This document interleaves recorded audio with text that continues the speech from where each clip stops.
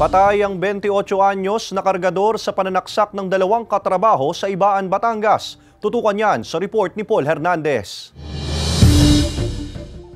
Mabilis na binawian ng buhay ang 28 anyos na kargador ng pagsasaksakin siya sa tagilirang bahagi ng katawan ng dalawa niyang katrabaho. Ang krimen nangyari madaling araw nitong Linggo sa barracks kung saan tumutuloy ang biktima at mga sospek sa Barangay Poblasyon, Ibaan, Batangas. Ayon sa pulisya, nagiinuman pa raw noon ang mga sospek at biktima. Prior po sa insidente, meron na pong pagtatalo yung biktima at saka po yung with regard sa trabaho po.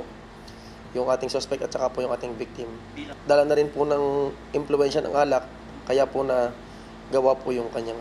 Natutulog daw noon ang biktima nang saksakin siya ng isa sa kasama gamit ang hindi pa matukoy na patalim. Sa kanila dinala ang katawan nito sa sapa. Naaresto rin ang dalawang sospek sa isinagawang hot pursuit operation. Yung isa po ay nagsabi po na talagang nagawa po nila.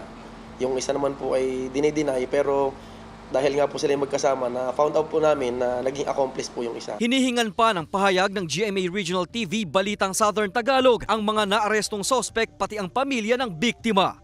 Kasama si Buhay Adante Jr., Paul Hernandez, Balitang Southern Tagalog.